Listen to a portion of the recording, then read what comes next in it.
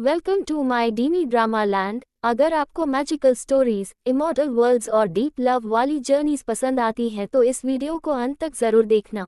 और अगर आपने अभी तक चैनल को सब्सक्राइब नहीं किया है तो क्विकली सब्सक्राइब कर लें, लाइक करें और कमेंट में बताएं कि आपको इस ड्रामा की कौन सी ट्विस्ट सबसे ज़्यादा अमेजिंग लगी।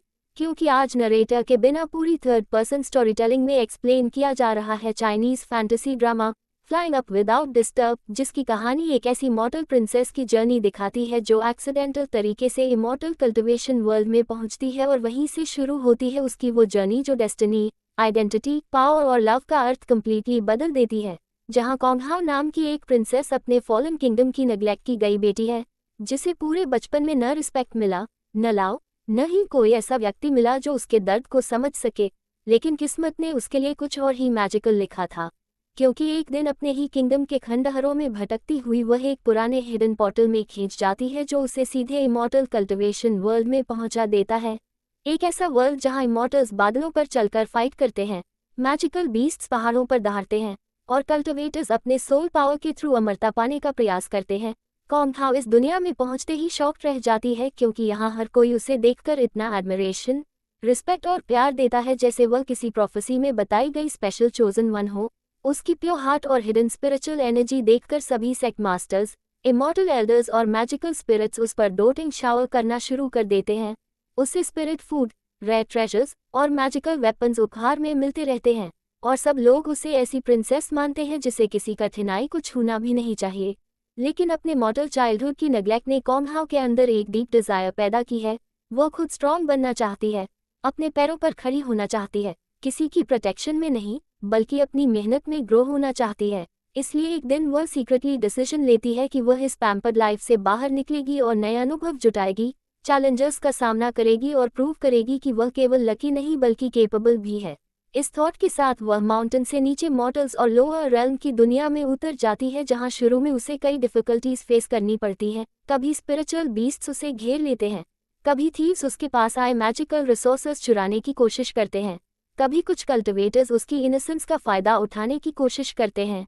लेकिन हर बार वह अपने बेसिक ट्रेनिंग, क्विक थिंकिंग और स्ट्रॉन्ग हार्ट से बच निकलती है। और जर्नी के दौरान एक दिन उसे मिलता है एक मिस्टीरियस घायल युवा हुन ज़ोंग, जो देखने में कमजोर, पेल और अत्यंत इंजर्ड लगता है, जिसकी सांसें टूटती सी चलती हैं, लेकिन उसकी आंखों में गहरी ठंडक और इंटेलिजेंस छुपी होती है। कॉन्गहाओ अपनी सॉफ्ट हार्टेड नेचर से उसकी मदद करती है, उसके घाव साफ करती है और उसे साथ चलने का ऑफर देती है। और यहीं से दोनों की जॉइंट जर्नी शुरू होती है, जहां वे एक दूसरे को बचाते हैं, हंसते हैं, लड़ते हैं, मैजिकल बीस्ट से भिड़ते हैं और धीरे धीरे एक अनकही लव वाली वार्मथ उनके बीच पनपने लगती है, जबकि उन्हें खुद भी यह एहसास नहीं होता। यात्रा के दिनों में कॉन्गहाओ एक चीज को लेकर बहुत एक्साइटेड रहती है, उसके फेवरेट कल्टिवेशन नॉवेल्स जो इमॉर्टल वर्ल्ड में पढ़ी जाती हैं और जिनके राइटर के बारे में कहा जाता है कि वही एक लेजेंडरी जीनियस है, जिसकी मैजिकल स्टोरी टेलिंग पर लाखों इमॉर्टल और मॉर्टल्स दीवाने हैं।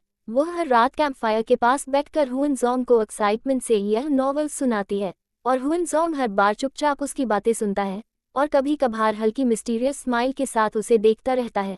जैसे जैसे दोनों एडवेंचर्स में आगे बढ़ते हैं, कॉन्गहाओ नोटिस करती है कि हुन ज़ोंग उन नॉवेल्स की हर डिटेल पहले से जानता है, उस कहानी के हर ट्विस्ट, हर मैजिकल थियरी और हर सीक्रेट को समझता है। और यही क्यूरियोसिटी एक दिन उसे शॉकिंग ट्रूथ तक ले जाती है, जब वह एक्सीडेंटल तरीके से एक एंशिएंट जेड स्लिप एक्टिवेट करती है और पता चलता है कि उसके सामने बैठा यही वीक दिखने वाला युवक वास्तव में उन्हीं नॉवेल्स का लेजेंडरी ऑथर हुन ज़ोंग है, वही जिसके लिए पूरा कल्टिवेशन वर्ल्ड क्रेजी है। कॉन्गहाओ स्टन रह जाती है, लेकिन हुन ज़ोंग शांत भाव से बताता है कि उसने अपनी पहचान सीक्रेसी में इसलिए रखी क्योंकि उसे हमेशा लोग उसके फेम के लिए नियर आते थे, उसके असली सेल्फ के लिए नहीं। लेकिन कॉन्गहाओ की सिंपल, ऑनेस्ट नेचर उसे डीपली टच कर चुकी थी। इसके बाद कॉन्गहाओ उसे अपने सेक्ट में लेकर आती है, जहां दोनों साथ में कल्टिवेशन शुरू करते हैं और उनकी जर्नी धीरे धीरे डीप, मैजिकल, डिफिकल्ट और डेंजरस बनती चली जाती है। सेक्ट मास्टर दोनों की पोटेंशियल देखकर उन्हें पेयर कल्टिवेशन टेक्निक सिखाते हैं, जहां दो कल्टिवेटर्स अपनी स्पिरिचुअल एनर्जी मिलाकर तेजी से पावर ग्रो करते हैं। और इसी दौरान दोनों अपने अपने इनर डीमंस, अतीत की परेशानियां, फियर्स और हिडन पेन को फेस करते हैं। कॉन्गहाओ अपने मॉर्टल चाइल्डहुड की लोनलीनेस और रिजेक्शन को कन्फ्रंट करती है, जबकि हुन ज़ोंग अपनी जीनियस आइडेंटिटी के बोझ और आइसोलेशन से बाहर निकलता है। दोनों की कंबाइंड कल्टिवेशन अनइमेजिनेबल स्पीड से ऊपर बढ़ती है। वे मैजिकल इल्यूशंस में सर्वाइव करते हैं, लाइटनिंग ट्रिब्यूलेशंस फेस करते हैं, डेमोनिक बीस्ट्स को हराते हैं और ट्रायल्स के हर स्टेज में एक दूसरे की जान बचाते हैं। हर जीत के साथ उनकी बॉन्ड मजबूत होती जाती है और धीरे धीरे उनका लव इतना पावरफुल बन जाता है कि उनकी सराउंडिंग्स में स्पिरिचुअल एनर्जी भी ब्लूम करने लगती है।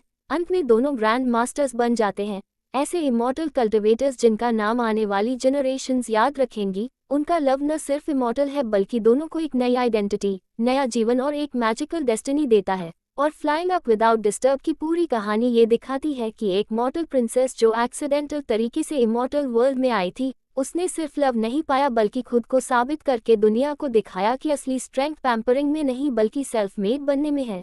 इस तरह ही drama magical, immortal cultivation, emotional bonding और लाइफ चेंजिंग लव का सबसे ब्यूटीफुल कॉम्बिनेशन बनता है।